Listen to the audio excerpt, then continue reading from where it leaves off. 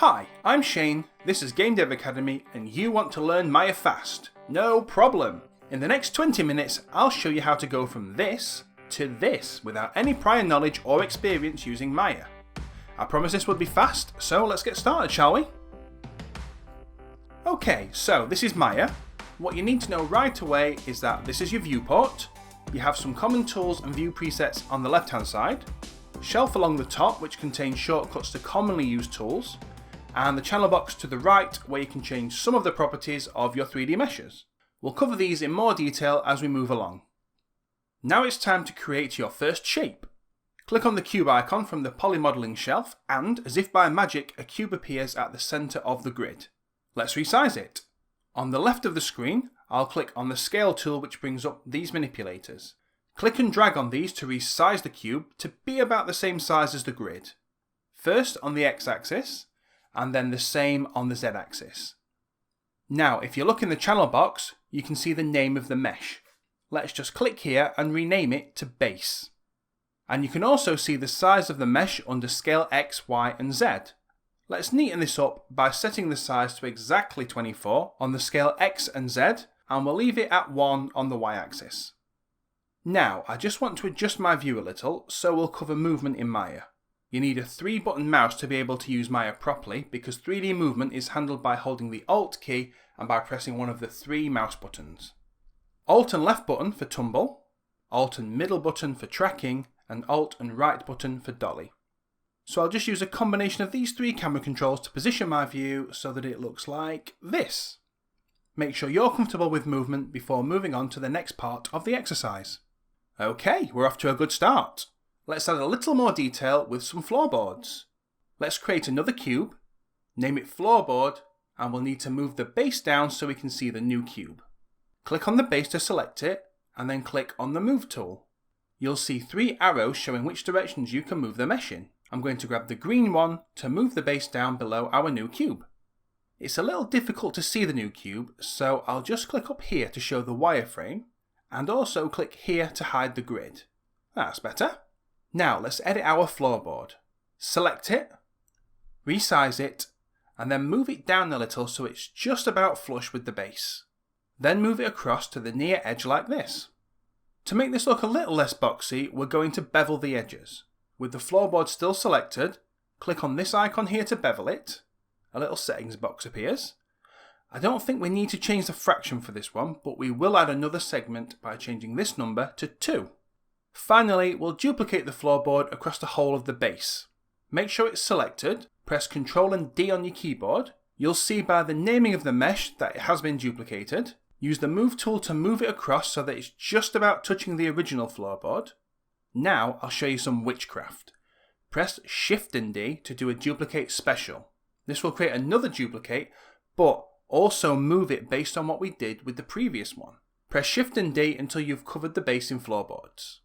One final thing before we move on, select the base, bevel it, and set the segments to 2 and the fraction to 0.2 to keep the overall look consistent. Next up, we need to create our walls. For this, we'll also need to start with a cube and rename it to walls. Then we'll resize and move it to be something like this. And finally, we need to move it over to the far corner of the room. Now, we need to turn this into walls by selecting some of the faces. To do that, we can open the modeling toolkit like this, and then click here for face selection. Now we select these 2 faces by clicking on this one, and then whilst holding the Shift key, clicking on the other. And we're going to extend them by extruding them. To extrude, we click on this icon here on the shelf, and we'll see the settings for the extrusion pop up. If we try to just pull the new faces out on the Z-axis, it goes a little bit weird, so let's undo that by pressing Ctrl and Z, and this time we'll turn Keep Faces Together off, and then pull the faces out. That's better. Now we just want to make the walls a little more interesting to look at, and to do that we first need to add a couple of edge loops. To do that you need the multi-cut tool which can be found here. And in order to add a whole edge loop, you need to hold the Ctrl key and mouse over one of the vertical edges. Then use left click to add the edges. I'll put one here and one more here. Perfect. I'll just turn off the multi-cut tool by selecting the arrow tool like this, And now let's finish this off by selecting all of the faces on the top and bottom sections like this. Remember to hold the Shift key to add more faces to your selection. Once they're selected, extrude them. I'll press Ctrl and E this time to extrude, and then increase the thickness by clicking on the word thickness here and dragging to the right. To round out this step, we need to move to Edge Mode, which is over here in our modelling toolkit, and I'm going to double click on the edges to get the whole edge loop for these edges running horizontally, and then these ones on the corners. Remember to hold Shift to add to your selection. Now with all these edges selected, I'll press Ctrl and B to bevel, and then set the fraction to 0.15 and the sections to 2. And that is looking pretty fantabulous. To make the walls even more interesting, we will now add a window. The first thing we need to do for that is to make a hole in the wall. First, make sure you are in face selection mode. Then select this face on the inside of the room and the corresponding face on the outside of the room. Check that you have both selected and then extrude them. Now, change to the scale tool and resize the new faces like this. Then move them over to the side using the move tool. Once you're happy with the size and position, hit the delete key to remove the selected faces and create the hole. We can now see that the wall is hollow, so we'll cover that over with a window frame. For the window frame, we're going to make another cube. Click the channel box tab over here to the right and name the cube Frame. I can then move it over to be within the window opening. I'll then click on the Modelling Toolkit tab so I can put it into face selection mode to resize it so I can line it up with the window opening more precisely. I'll move each of the outer faces like this so that they fall just inside the opening we created. Next I'll get the front face and pull it out in front of the wall a little, and then do the same with the face on the back. Now, to turn it into a frame, we will select the front and back faces and delete them. Now we'll put the remaining faces back into object selection mode, perform an extrusion with Ctrl and E, and then increase the thickness until we get a nice thick frame. For the finishing touch, we'll go back into object selection mode, use Ctrl and B to add a bevel to all the edges, increase the segments to 2, and then set the fraction down to something like 0.3. To add a little more detail, we'll separate the window into 4 panes. So let's grab another cube, rename it to Separator, move it over to the centre of the window opening, and just make it a tiny bit smaller. Now comes the clever bit. Put the new cube into face selection mode, and select the 4 outer faces like this. Hit Ctrl and E to perform an extrude, turn Keep Faces Together off, and then drag out on the Z-axis. Make sure you're happy with the positioning and then bang a bevel on it, et voila, we have ourselves a sexy looking window. The room is now complete, but the exposed floorboards and lack of furniture make it look like a drug den. So let's add some furniture, shall we? We'll start with a bookcase. You know the drill by now, create a cube. We'll wait until we finish before we rename this one. Resize it so you get a shape like this, bevel it, up the segments to 2, and then hit Ctrl and D to duplicate it, and then move it up. And then let's make one more shelf. Now we need the sides, so let's take a shelf, duplicate it, and now I'll introduce you to the Rotate tool, which is accessed by clicking this icon here. You can use any of the circles to rotate the shelf. I recommend using only one at a time, otherwise you'll end up with a wonky bookshelf. So I'll rotate on the Z-axis, which is the blue one, and a little top tip here is to hold J on your keyboard as you do this, to snap the rotation to 15-degree increments like this. And then I'll just rotate it by 90 degrees like so. All you need to do then is move it off to the side, make sure you're happy with the height, and then duplicate it over to the other side. To finish this off, we will select all 5 pieces and then go to Mesh Combine to make it behave as one object. All we need to do now is name it Bookcase, dial in the size, and move it into place. Next, we'll create a desk in much the same way. First, take a cube, get it to a good desktop size, and then hit it with a bevel. Let's mix things up for the legs and create them from a shape that isn't a cube. Make a cylinder, and then you can make it thinner by scaling it on the X and Z axes at the same time by clicking and dragging this green square like so. Once you're happy with the girth of the leg, get the height right, and then move it into place. Once you've got the height dialed in, duplicate it and move it over to the back corner. Now select both legs, duplicate and move over to the other side. To finish it off, select all the pieces, combine them and name it Desk. Move it into position, and that's the desk complete. Now we'll add some more details to the room, starting with a painting for the wall. Let's make a cube, call it painting, and get it into a nice thin rectangular shape. Now go to face selection mode and select the front face. Extrude it and add an offset of about 0.2. That gives us the frame, and now we can extrude again and move the face back a little. We'll save the beveling for now and just put it into object selection mode and move it into place. That's the painting done for now, but we're not really finished with it because it will make a great starting point for our monitor. So let's duplicate the painting and move it out into the open so it's easier to work on. We'll rotate it 90 degrees, remember to hold J to turn on rotation snapping, and then we'll make it a touch smaller and a little wider. I'll just move it a little more out into the open as we will now be working around the back of the mesh. We now need to go into face selection mode and select the face on the back of the monitor. Using Ctrl and E, I'll extrude it and use the scale tool to turn the new face into a little square and move it towards the bottom like this. Make sure it's not too wide, and with the same face selected, we will extrude again and pull the face out a little. Next, we need to select this face here on the underside and extrude it down by about this much. We just need to do one more little extrusion going down so we can make the base. Let's select these smaller faces we just created on the two sides and extrude them out a little. The bit we need to do now is select these three faces on the front and extrude them out a little. Now you can put it into object mode, give it a cheeky little bevel, and then move it into place. And now is also a good time to go back and bevel the painting. One final thing before we move on to the chair, let's make a rug. So it's a cube, call it rug, make it a rug shape, and put it in a rug place.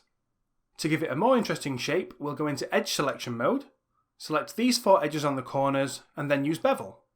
We'll move the segments up to 10 and the fraction to 0.9. Now go to face selection, select this big face on the top, extrude it, and increase the offset. This will allow us to add two colours when we add materials later on.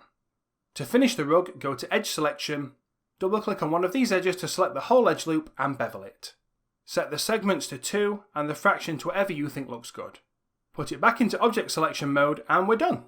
I've just realised I've forgotten to rename the monitor, so I'll just get that done too. Now that we have a desk, we will create a chair. The trickiest part of the chair is the base, but I have a cool trick to make it easy. First, we will need a cylinder. We need to change the properties of this cylinder in the channel box by clicking here under Inputs and changing the subdivisions axis to 5. Now we need to resize the cylinder to be about this size and shape. Then, in face selection mode, select the faces around the outside of the shape. Now you can extrude them. Make sure Keep Faces Together is turned off and pull the new faces out on the Z-axis. Add an offset of about 0.1 and then you can change to the Move tool and lower these faces a little. Now we need to select these faces on top, extrude them, add an offset, extrude again, and then move up. Now we can pop this back into object mode.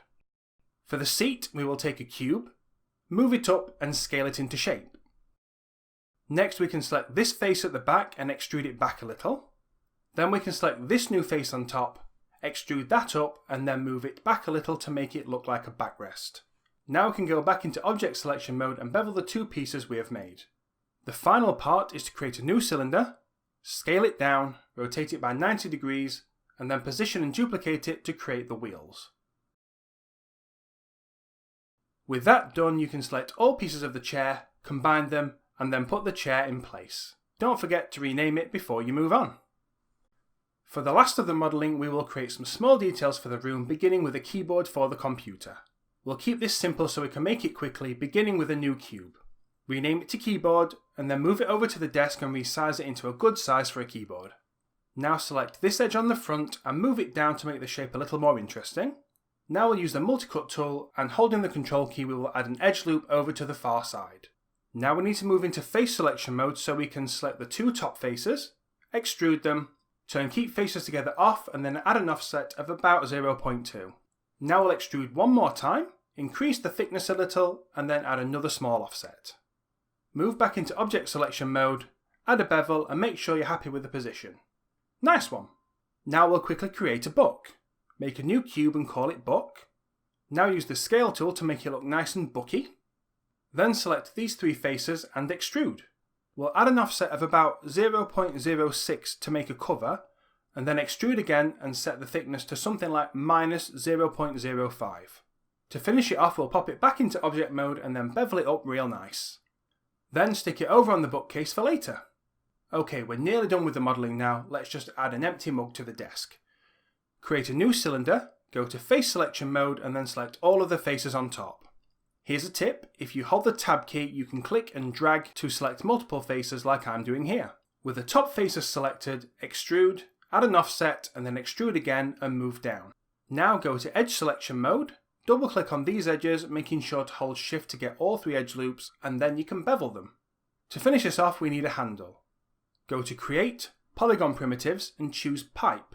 Move and rotate it so it's alongside the rest of the mug like this. It's a little too chunky, so to fix that, make sure you have the channel box open and then click on Polypipe 1 under Inputs. Here are some additional settings for the shape and we'll change thickness to 0.3. That's perfect. We just need to scale the shape so that the thickness is more consistent. Now move to face selection mode, select half the faces like this and then press the delete key to remove them. Change back to object selection mode, move and scale it so it looks like a handle and then hit it with a bevel. The last thing we need to do is combine the 2 pieces and then move and scale the mug into place on the desk. That is all of the modelling complete. Well done! With the modelling complete, it's now time to make this look a little less 50 Shades of Grey by adding some coloured materials. In order to do this, the first thing we will need to do is open the Hypershade, which is where we make materials in Maya. You can access the Hypershade by clicking this icon up here. Here's what it looks like. Here's where our completed materials live. Here's a list of materials we can create. If I just select Lambert 1, you can see over here is a preview of the material, and down here you can change the properties of materials. This bit here is a workspace, and you can also use this to edit materials. I'm going to add a viewport by clicking on Window and then Viewport, and then you can just click and drag it to dock it in the Hypershade. I'm going to dock it just here. Then I'll just press 5 on my keyboard to put it into shaded mode. I'll also hide the grid in this view so it's not in my way. Okay, let's create our first material then. We'll click Lambert over here to create a new Lambert material. I will rename it to light brown over here. And then I'll click on this grey rectangle here for the colour picker. I'll set the colour to a yellowy brown like this. Now we can assign this to the objects in the scene, which is done by clicking and dragging using the middle mouse button like this. You can add the material to multiple meshes at once by selecting them and then holding the right mouse button on the material and choosing Add Material to Selection.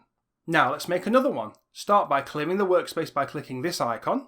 Make a new Lambert, call it dark brown and then click on the colour picker and choose a shade of brown that you like. Then you can add the new material to these meshes. Now repeat this process to create a couple more materials.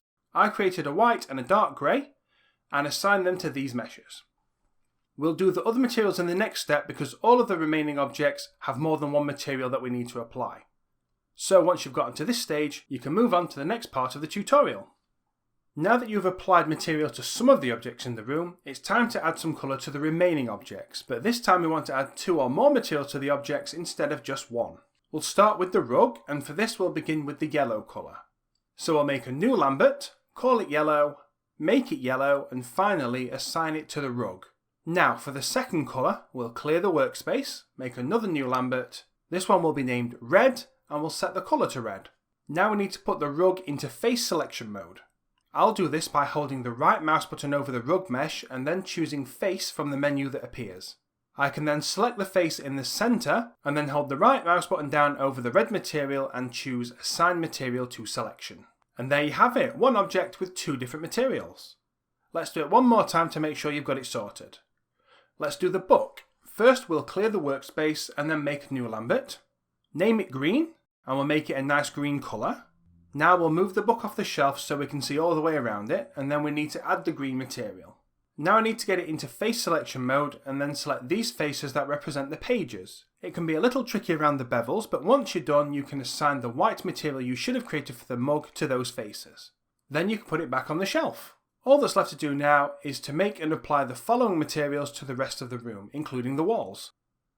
Once you've got everything coloured in, you'll be ready to move on and we'll get the lighting set up. Now everything has a material applied, we need to light our scene. Right now we're viewing the scene using default lighting. This is pretty flat and boring, so we'll create our own sexy lighting. Let's start by closing the Hypershade and then we can turn off the wireframe in the view panel. Now I want you to press 7 on your keyboard to go into lighting mode and you'll see it all goes black because we don't have any lights in the scene. Let's create our first light then. From the top menu, go to Arnold, Lights, and then choose Physical Sky. This creates a big black sphere around the scene, but it hasn't really made things any easier to see. Unfortunately, this light doesn't really help until we start rendering the scene. So let's get rendering. We'll go to Renderer from the panel menu and change from Viewport 2.0 to Arnold. This little window will appear and then we can click on the red play button to start the scene rendering. As you can see, the light now appears, but I want it to look like it's streaming through the window. So I'll rotate the sky dome like this. Perfect. Now we have some light coming through the window. The light seems a little dark to me though, so I'll open the attribute editor by clicking on the tab to the right of the screen where I can change the intensity of the light to 5. I'd also like the shadows to be a little softer, so I'll just move to the AI Physical Sky tab in the attribute editor and set the sun size to 3. If we deselect the sky dome, you'll also see we get a nice looking background colour. This is a nice start then, but other than the bit of light coming through the window, the rest of the room looks too dark and gloomy. Let's fix that by adding another light. We'll go back to Arnold and lights, but this time we'll create an area light. I will move it up and rotate it with the single line facing down so it will be going in the right direction, and finally I will make it bigger to fill more of the room. It's not really doing much, so I'll go over to the attribute editor and set the intensity to something like 300. That's looking better. I just want to add one final touch, and that's to make it look like light is coming from the monitor. To do that, we'll make another area light, rotate it, move it, and scale it so that it's about the same size and same position as the screen.